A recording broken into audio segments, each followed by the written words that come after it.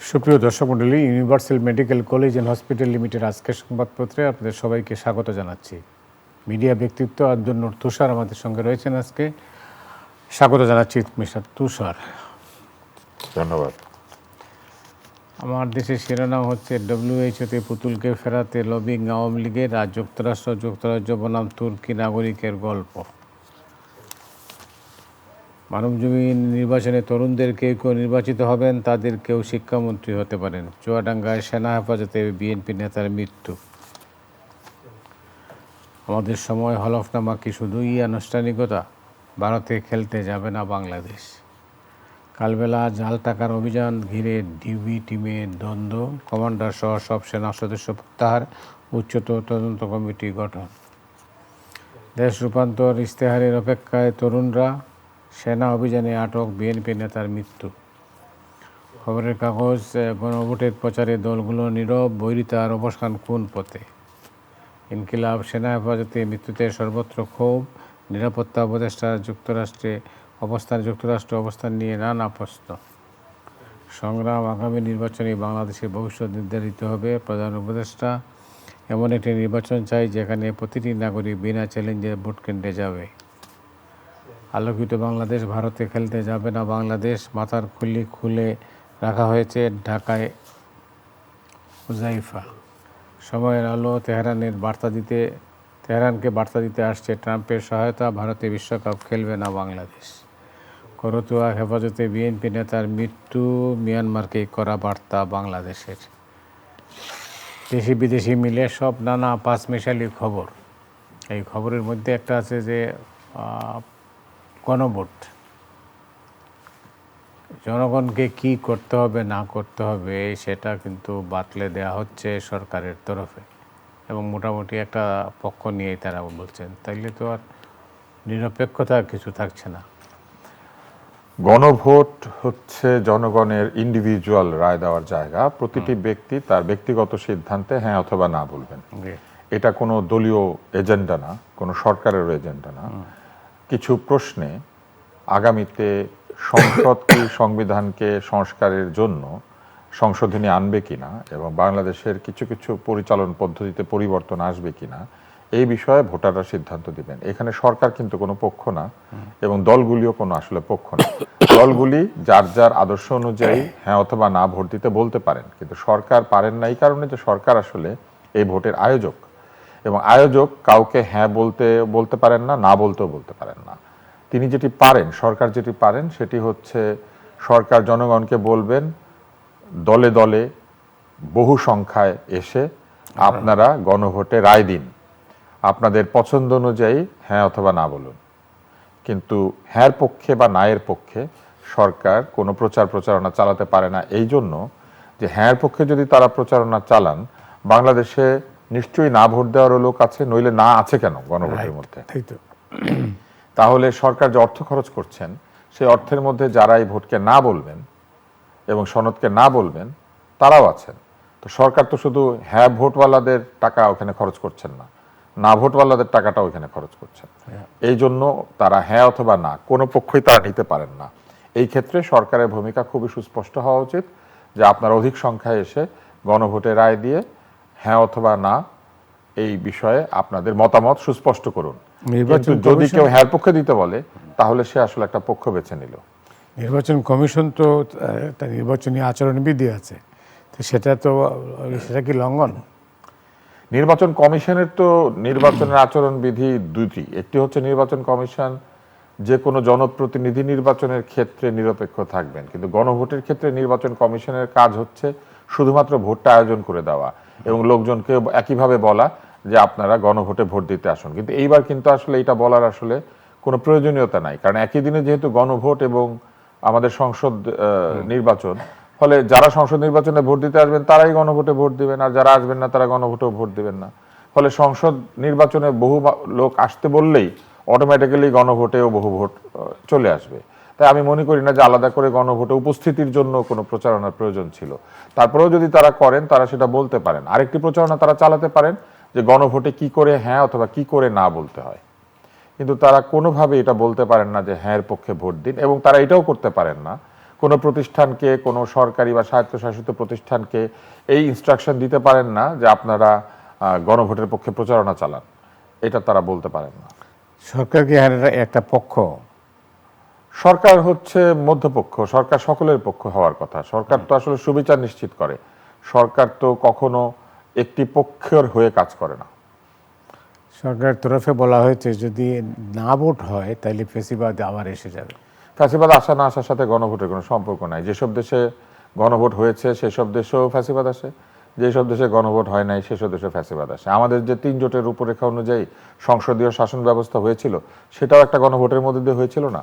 তারপরেও তো এই সংসদীয় পদ্ধতির ভেতরেই স্বৈরাচার তৈরি হয়েছে। নির্বাচন যদি ক্ষতিগ্রস্ত হয়, নির্বাচন না হয়, জাতীয় প্রতিষ্ঠানগুলি ঠিকমতো কাজ না করে, তাহলে ফ্যাসিবাদ আনার জন্য গণভোট হওয়া না হয় কিছু আসে যায় না। ধরেন গণভোটে যা বলা হয়েছে সেই অনুযায়ী সব কিছু সংস্কার করা হলো, কিন্তু সংস্কার করার পরেও যারা এই সংস্কারগুলিকে বাস্তবায়ন করবেন এবং সংস্কার অনুযায়ী চলবেন, তারা যদি না চলেন তাহলেই তো একই কথাই ঘটবে, ফ্যাসিবাদ চলে আসবে। ফ্যাসিবাদ তো কোনো আইন দিয়ে বন্ধ হয় না, ফ্যাসিবাদ বন্ধ হয় যত প্রচলিত আইন আছে সেগুলোকে বৃদ্ধাঙ্গুলি দেখানোর মধ্যে দিয়ে। তাহলে কেউ যদি বৃদ্ধাঙ্গুলি দেখায় সে কিন্তু আবার চেষ্টা করতে পারে ফ্যাসিবাদ আনার জন্য। আইন করে ফ্যাসিবাদ বন্ধ করা যায় না। নির্বাচন নিয়ে কিন্তু এখনো অনেকের মধ্যে আইন করে ফ্যাসিবাদীকে শাস্তি দেওয়া যায়। রাইট, নির্বাচন নিয়ে কিন্তু এক ধরনের মানে ধূম্রজাল আছে। নির্বাচনীয় ধূম্রজালটা আছেই, কেন জানি নির্বাচনের ধূম্রজাল সরে না। আমার মনে হয় এর একটি বড় কারণ হচ্ছে সরকারের দায়িত্বশীল ব্যক্তিরা নির্বাচন সংক্রান্ত এমন সব মন্তব্য অতীতে করেছেন এবং এখনো কেউ কেউ করে যাচ্ছেন যে এর ফলে নির্বাচন নিয়ে মানুষের সংশয় কাটছে না, এবং একাধিক দলেরও এমন আচরণ যেগুলি দেখলে মনে হচ্ছে যে তারা হয়তো ক্ষমতায় চলেই গিয়েছেন অথবা এখনই ক্ষমতায় আছেন। এইসব কারণে মানুষ মনে করছে যে নির্বাচন হবে নাকি হবে না, এবং কিছু কিছু বক্তব্য এসেছে যেগুলি মানুষকে বেশ আমি মনে করি যে সংশয় ফেলে দিয়েছে। হ্যাঁ, কিন্তু এটা কেন ফেললো, এটা তো একটা ব্যাপার আছে। এই মাত্র 1 মাসও নাই। হ্যাঁ, নির্বাচনের 1 মাসও নাই, এবং নির্বাচন এমন একটি জায়গাতে আছে যেখানে নির্বাচনের উত্তাপ আমাদেরকে স্পর্শ করার কথা ছিল, কিন্তু সেই উত্তাপের কোনো নমুনা নাই। কেননা সরকারের যেখানে বেশি মাত্রায় বলা দরকার যে সংসদ নির্বাচনে আসুন, আমরা নিরাপত্তার ব্যবস্থা নিয়েছি, যে বিষয়গুলি নিয়ে মানুষকে আশ্বস্ত করা দরকার সেগুলি নিয়ে আশ্বস্ত না করে তারা ভোট নিয়ে ব্যস্ত হয়েছে। তারা মানে নির্বাচনে এবারে মনে হচ্ছে এখানে 2টা নির্বাচন হচ্ছে, একটা সরকারের পক্ষে বিপক্ষে, আরেকটা হচ্ছে সংসদের মানে সংসদ কেমন হবে সেটা। এবং একটি বক্তব্য এসেছে আমি দেখেছি, যে বক্তব্যের মধ্যে বলা হয়েছে যে এই নির্বাচনেই বাংলাদেশের ভবিষ্যৎ নির্ধারিত হয়ে যাবে। কোন নির্বাচনেই একটা দেশের চিরকালীন ভবিষ্যৎ নির্ধারিত হয় না, 5 বছরের জন্য ভবিষ্যৎ নির্ধারিত হয়। পরে 5 বছর পরে মানুষ কোথায় ভোট দিবে এটাকে আমরা জানি? মানুষ যদি আরেকটা গণভোট করে, আরেকটা ভোটাভুটি হয়, যে ভোটাভুটি এইখানে যা হয়েছে সবকিছুর বিপক্ষে, মানুষের মন কোথায় যাবে এটা আমরা জানি? আমরা তো জানি না। ফলে এই কথা বলার কোনো সুযোগ নাই যে এই নির্বাচনেই ভবিষ্যৎ নির্ধারিত হয়ে যাবে। ভবিষ্যৎ নির্ধারণ করার ক্ষমতা যদি ধর্মীয়ভাবে দেখেন আল্লাহ তাআলা ছাড়া কারো নাই। ভবিষ্যৎ নিয়ে মন্তব্য করারও আসলে সুযোগ একমাত্র যদি গণকরা করে পেশাগতভাবে, কিন্তু সেই মন্তব্যে তারা বলে দেয় যে এটা সফল হওয়ার সম্ভাবনা আর ব্যর্থ হওয়ার সম্ভাবনা সমান সমান। সুতরাং এই নির্বাচনে ভবিষ্যৎ নির্ধারিত হবে এটা বলার কোনো সুযোগ আসলে নাই। খেলতে যাবে না বাংলাদেশ ভারতে ক্রিকেট নিয়ে। আপনি জানেন ক্রিকেট নিয়ে বেশ কয়েকদিন যাবতই বিবৃতি পাল্টা বিবৃতি এরকম চলছে। আইপিএল একটি বিজ্ঞাপন নির্ভর ক্রিকেট খেলা, যেটা আসলে কোনো আন্তর্জাতিক ক্রিকেট খেলা না। এখানে খেলোয়াড়রা আসেন আন্তর্জাতিক দলগুলি থেকে, আন্তর্জাতিক খেলোয়াড়রা খেলেন, কিন্তু এটা কিন্তু আন্তর্জাতিক খেলা না, মানে এক জাতি আরেক জাতির বিরুদ্ধে খেলে না। একই দলের মধ্যে বাংলাদেশি খেলে, একই দলের মধ্যে ভারতীয় খেলে, অস্ট্রেলিয়ান খেলে, শ্রীলঙ্কান খেলে। এটা একদম শুরুতে এই ধরনের একটি লিগ আয়োজন করেছিলেন ক্যারি প্যাকার অস্ট্রেলিয়াতে। ওনার যে স্পোর্টস চ্যানেল ছিল সেই স্পোর্টস চ্যানেলকে অস্ট্রেলিয়ান ক্রিকেটের রাইটস কেড়ে নেওয়া হয়েছিল। তখন তিনি স্পোর্টস চ্যানেল চালানোর জন্য ক্রিকেট খেলা কই পাবেন, এই জন্য তিনি নিজে একটা ক্রিকেট খেলা আয়োজন করেছিলেন যেখানে এরকম সারা পৃথিবী থেকে খেলোয়াড়রা গিয়ে খেলতো। এইটারই একটা নতুন ভার্সন এইটা তারা করেছিলেন ভারতীয় বোর্ড আইপিএল নাম দিয়ে, এবং সেইটা পরে বিভিন্ন দেশে কপি করেছে, কারণ এখানে টাকা পয়সা আসে এবং এই টাকা পয়সার সঙ্গে জুয়ারিরা ভয়ানকভাবে যুক্ত থাকে। এবং শুধু তাই না, লিগ্যাল বেটিং হয়। আপনি দেখবেন আমাদের এখানে যখন আইপিএল দেখায়, সেই আইপিএল এর মধ্যে মেল ব্যাট, এক্স ব্যাট এই ধরনের কিছু সাইটের বিজ্ঞাপন থাকে, যেগুলো আসলে ফাইসিং সাইট, যেগুলোর উপরের দিকে একটা থাকে সাইট, কিন্তু ওই সাইটে গেলে আপনাকে জুয়ার সাইটে নিয়ে যাবে, অনলাইন বেটিং। এই অনলাইন বেটিং জুয়ারিদের খেলা, সেই খেলাটা একটা প্রাইভেট খেলা যেখানে দলগুলির মালিক হচ্ছে ব্যক্তি, এবং সেই ব্যক্তির দলে একজন ব্যক্তি নিলাম হয়ে গিয়েছিলেন, তাকে ভারত খেলতে দিবে না বলেছে। এটা একটা খেলোয়াড় সুলভ কথা নয়, এটা অসদাচরণ, সব ঠিক আছে, কিন্তু সেই জন্য আমাদের জাতীয় দল কোথাও খেলতে যাবে না। আমাদের জাতীয় দলে 11 জন বাংলাদেশি সহ আরও বাংলাদেশের খেলোয়াড়রা খেলেন, এবং বিশ্বকাপ তো বছর বছর হয় না। ফলে এই খেলোয়াড়দের অনেকে হয়তো এইবার সুযোগ না পেলে পরের বিশ্বকাপে খেলতে পারবেন না।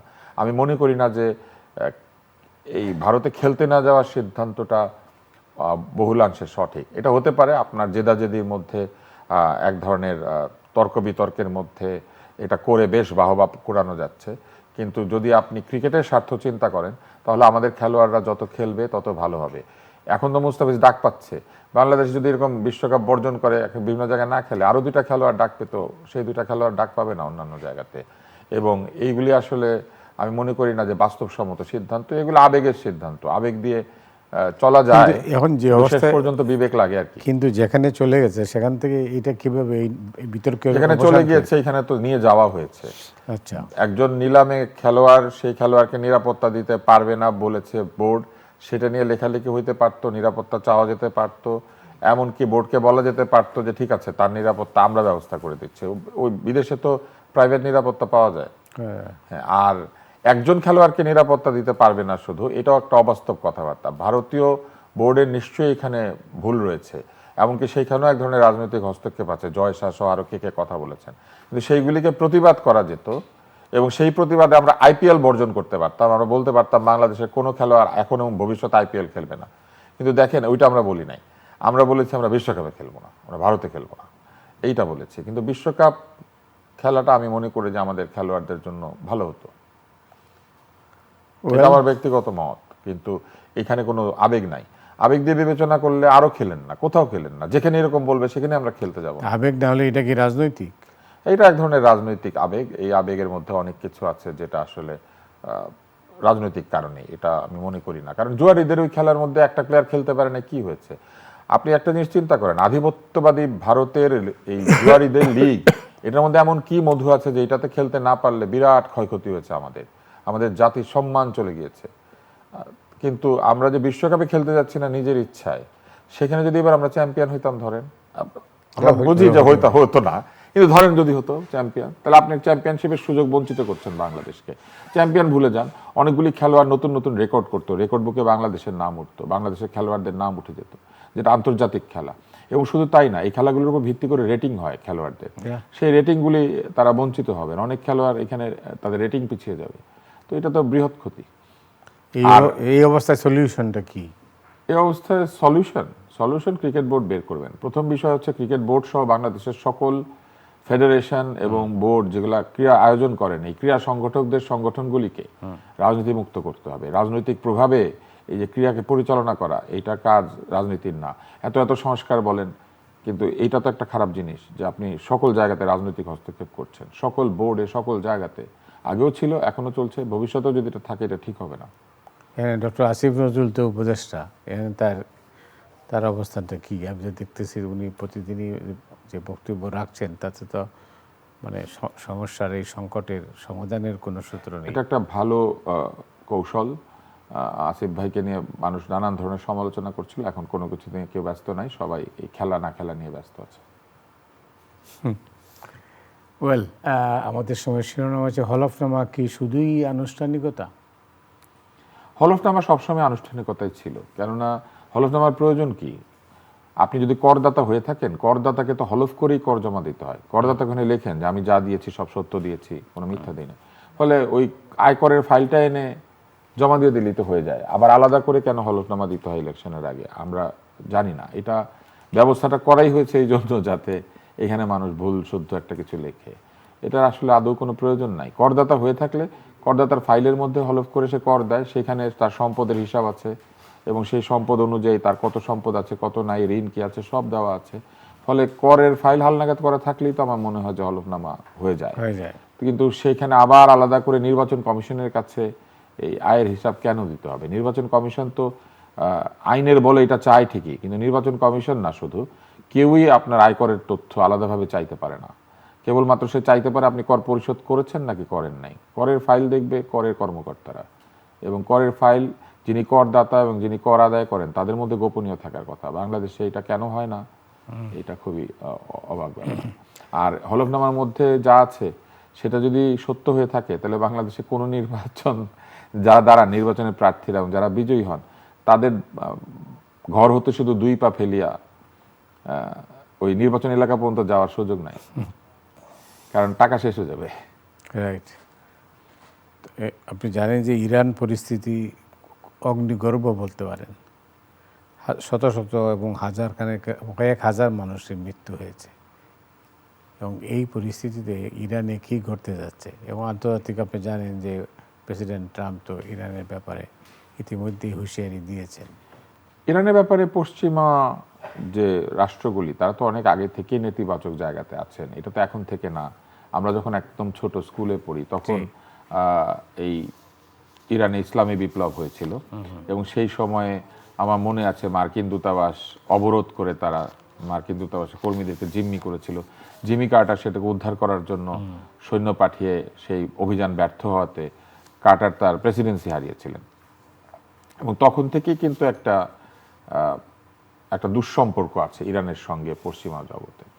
তো সেটা তো অস্বাভাবিক না যে পশ্চিমা জগৎ ইরানের এই শাসন ব্যবস্থার পরিবর্তন চাইবে। তবে ইরানের ভেতর থেকে জনগণ যে প্রতিবাদ করছেন, জনগণের প্রতিবাদকে সবসময় সম্মান জানানো উচিত, কিন্তু একই সাথে কি ঘটবে এটা বলা খুবই মুশকিল, কেননা ইরানের অভ্যন্তরীণ পরিবেশের সাথে আসলে এমনকি মধ্যপ্রাচ্যের অন্যান্য দেশের অভ্যন্তরীণ পরিবেশে আসলে খুব একটা মেলানো যায় না। ইরান আসলে একটু ভিন্ন ধরনের রাষ্ট্র। আপনি লক্ষ্য করলে দেখবেন যে ইরান সে আলেকজান্ডার পর্যন্ত ইরানে যুদ্ধ জয় করে ইরানে থাকতে পারেন নাই, ইরান থেকে বেরিয়ে যেতে হয়েছে। এবং ইরান বহু প্রাচীন সভ্যতার দেশ, এইটা সেই সাইরাস জেরক্সাসদের দেশ, মানে যাদেরকে আমরা দারায়ুস বলি, সেই সাইরাস জেরক্সাসদের শাসনের সময়ের দেশ। ইরানের ধর্মের যে গতিধারা, একসময় অগ্নি উপাসক পারস্য জাতি মুসলিম হয়েছে, সেখানে আবার মুসলিমদের যে 2টি বৃহৎ ধারা রয়েছে তার একটি ধারায় তাদের অধিকাংশ লোকজন, সেখানে একটা শাসন চলে যে শাসন ব্যবস্থাটা শরিয়া ভিত্তিক হলেও সেটা অন্যান্য ইসলামিক দেশের মতো নয়, ডিফারেন্ট। তো সেই সব কারণে আমার কাছে মনে হয় যে ইরানের বিষয়টিকে আমরা দূর থেকে কতটা বুঝতে পারবো এটা বলা মুশকিল। তবে এইবারের মতো এত প্রবল আন্দোলন কখনোই ইরানের শাসকেরা, বর্তমান শাসকেরা ফেস করেন নাই। এটা অত্যন্ত গভীর হয়েছে, এত প্রাণক্ষয় হয়েছে। তবে তাদের টেকনোলজিক্যাল ক্যাপাবিলিটি যে তারা অনেক উন্নত করেছেন ইরানিরা, এটা কিন্তু আমরা বারবার দেখতে পেয়েছি। কিন্তু শাসকরা তো জনগণ থেকে বিচ্ছিন্ন। দীর্ঘ সময় শাসন করলে যে কোনো শাসকই জনগণ থেকে বিচ্ছিন্ন হয়ে যায়। এই জন্যই গণতন্ত্রের একটা বড় উপকারিতা হচ্ছে যে শাসকের রোটেশন হয়। এমনকি একই দলও যদি শাসন করে ওই দলে একই নেতা থাকে না, যেটা আমাদের মতো দেশে আমরা পারি নাই বলে আমাদের ফ্যাসিবাদ মাথাচাড়া দিয়েছিল। যদি দলের নেতা পরিবর্তিত হতো সময়ে সময়ে 5 বছর 10 বছর পর পর, যেটা আপনি ব্রিটেনে দেখবেন, আপনি ভারতেও নিকট অতীতে আমরা দেখেছি, দেশের এবং বিদেশে যেখানে আপনি দেখবেন যে গণতান্ত্রিক ধারা প্রচলিত হয়েছে বা দীর্ঘদিন ধরে টিকে আছে, সেইখানে শুধু যে শাসক দল পরিবর্তিত হয় সেটা না, শাসক দল এবং বিরোধী দলের নেতৃত্ব ক্রমাগত পরিবর্তিত হতে থাকে। এবং এই পরিবর্তনটি না থাকলেই যে কোনো শাসক এবং শাসক দল জনবিচ্ছিন্ন হয়ে যায়। এটা কোনোভাবেই রোধ করা যায় না। দীর্ঘমেয়াদী শাসনে থাকলে ওই শাসনকে ঘিরে একদল সুবিধাভোগী শ্রেণী তৈরি হবেই, এবং শাসক তো ব্যক্তি, এবং ব্যক্তির ব্যক্তিগত পছন্দ অপছন্দ থাকবে, একেবারে এটাকে সরিয়ে রাখা সম্ভব না। এবং নানান ধরনের পক্ষ এবং বিপক্ষের কার্যক্রমের কারণে শাসকের প্রেফারেন্স তৈরি হয়। তো সেই সব কারণে দেখা যায় যে শাসক শেষ পর্যন্ত সুশাসনের ক্ষমতা হারিয়ে ফেলেন। আপনি যদি মালয়েশিয়াতেও দেখেন, আপনি দেখবেন যে এত সময় ধরে মাহাথির মোহাম্মদ শাসন করেছেন, কিন্তু তারপরে তার চূড়ান্ত পরিণত বয়সে জনগণ তাকে প্রত্যাখ্যান করেছে, তিনি শেষ ভোটটায় হেরেছেন। এরকম আপনি যদি অন্য জায়গাতে দেখেন, দ্বিতীয় বিশ্বযুদ্ধের পরে চার্চিল ভোটে হেরে গিয়েছেন, এবং এইরকম আরো বহু দেশে অত্যন্ত গণতান্ত্রিক শাসক দেশের জন্য ভালো ভালো কাজ করেছেন, এমন লোকেরাও কিন্তু ভোটে জিততে পারেন নাই। শাসক দীর্ঘদিন থাকলে এমনিতেও জনগণও তার কাছ থেকে বিচ্ছিন্ন হয়, শুধু শাসক বিচ্ছিন্ন হন তাই না। ইরানের সরকার কি টিকবে? এটা এখনো বলা মুশকিল। আগামী 7 দিনের গতি প্রকৃতির মধ্যে দিয়ে বোঝা যাবে যে এই সরকার টিকবে কিনা। তবে ইরানের আমি আবারও বলেছি যে ইরানের ভেতরের যে পলিটিক্যাল স্ট্রাকচার এবং ইরানের ভেতরের যে ল্যান্ডস্কেপ সেটা আমাদের মতো না, ফলে ওইখানে রাজতন্ত্র ছিল এবং যেসব দেশে রাজতন্ত্র থাকে সেসব দেশে রাজতন্ত্র টিকে থাকার একটা পরিবেশ নিশ্চয়ই থাকে, না হলে পরে রাজতন্ত্র টিকে কিভাবে? এবং ওই রাজতন্ত্র যেভাবে টিকে ছিল ওই একইভাবে কিন্তু এই সরকারও একইভাবে টিকে ছিল। আপনার মনে আছে নিশ্চয়ই যে ইরানের শাহের গুপ্ত বাহিনী ছিল সাভাক, এবং এরা একইভাবে অত্যাচার করত এবং শাহের শাসনের মধ্যে আয়নাঘর ছিল, মানুষজনকে নির্যাতন করা হতো। রবার্ট ফিস্কের একটা বই আছে, সেই বইয়ের মধ্যে পরিষ্কারভাবে লেখা আছে যে মধ্যপ্রাচ্যের কোন কোন দেশে এরকম স্বৈরাচারী শাসকেরা এসেছেন এবং কীভাবে শাসন করেছেন। আলজেরিয়ার কথা আছে, মিশরের কথা আছে, ইরানের কথা আছে, ইরাকের কথা আছে, এরকম বিভিন্ন তিউনিসিয়ার কথা আছে, এরকম বিভিন্ন দেশের উনি বলেছেন। রবার্ট ফিস্ক খুব নামকরা সাংবাদিক, যুদ্ধ সাংবাদিকতা করতেন। তো ফলে ইরানের যে পলিটিক্যাল ল্যান্ডস্কেপ সেইখানে কিন্তু এই স্বৈরাচার টিকে থাকার ওই বিষয়টা আছে, কারণ রাজতন্ত্র যেখানে চালু হয় সেখানে স্বৈরতন্ত্র টিকে থাকার পূর্ণ পরিবেশ থাকে। তো এখনো আপনি দেখেন এই বিপ্লবের পক্ষে গিয়ে দাঁড়িয়েছে পুরনো রাজার ছেলে। মানে এটা কেন পারছে জানেন? পারছে যে নতুন জেনারেশন চলে এসেছে, ইরানের শাহের কথা তো কেউ জানে না, ভুলে গিয়েছে। পরিস্থিতি ওই রকমই। ইরানের শাহ পালিয়ে গিয়েছিলেন এবং ইরানের শাহ কিন্তু দুইবার পালিয়েছিলেন। ইরানের শাহ প্রথমবার পালিয়েছিলেন মোসাদ্দেকের গণতান্ত্রিক সরকার যখন হলো, তেল খনি জাতীয়করণ করা হলো, তখন ইরানের শাহ একবার পালিয়েছিলেন। যখন আমি রানী ছিলাম বলে একটা বই আছে, ওয়েন আই ওয়াজ কুইন, ইরানের শাহের একজন স্ত্রী ফারাহ, উনি এটা লিখেছিলেন এই বইটা। সেখানে এই পুরো আন্দোলনের বর্ণনাটা আছে, ওই মোসাদ্দেকের আন্দোলনের। তো ঘটনা এইভাবেই ঘটে। এই পলাতক শাহ দুইবার পালিয়েছেন এবং তারপরে আবার সেই শাহের ছেলে বলছেন উনি গণতন্ত্র কায়েম করবেন। ওনার বাপই তো গণতন্ত্র কায়েম করেনি। মানে ইরান একটা অদ্ভুত জায়গা। তাহলে ইরানের ভবিষ্যৎ আপনি কি দেখছেন? ইরানের ভবিষ্যৎ নিয়ে আবারও আপনি আমাকে প্রশ্ন করেছেন। আমি তো ভবিষ্যৎ দেখতে পাই না, কিন্তু আমার যেটা এক ধরনের রাজনৈতিক ধারণা যে ইরানে এই বর্তমান শাসকদেরকে যদি টিকে থাকতে হয় তাহলে তাদের শাসন পদ্ধতিতে সংস্কার আনতে হবে, তাদেরকে আরো উদার এবং গণতান্ত্রিক হতে হবে। কেননা নতুন যে জেনারেশন তৈরি হয়েছে সেই জেনারেশনের সাথে তাদের বর্তমান যে শাসন পদ্ধতি সেটা চাহিদা এবং সরবরাহের মিল নাই। সেই সুযোগ তো তারা পাবেন না শাসকেরা। কারণটা হচ্ছে যে বাইরের হস্তক্ষেপ হতে পারে। এই ধরনের যে কোনো ঘটনায় বাইরের হস্তক্ষেপ হয়। ইরানে যদি তেল না থাকতো, ইরানের সঙ্গে যদি এই সমুদ্র পথ, যে সমুদ্র পথের নিয়ে নজরুল কবিতা লিখেছেন, শাতিল আরব শাতিল আরব, তো এই শাতিল আরব জলপথ এবং ইরানের পরমাণু সক্ষমতা নিয়ে যে একটা মিথ আছে, ইরানের মিসাইল টেকনোলজি সহ অন্যান্য যেসব জায়গাতে ইরান উন্নতি করেছে এবং ইরানের যে ইন্টারনাল বিভিন্ন সম্পদ রয়েছে, এই সব কারণে পশ্চিম এখনো তার প্রতি আগ্রহ হারাবে না। ইরানের তেল না থাকলে আপনি দেখবেন যে কোনো আগ্রহ তারা করতো না।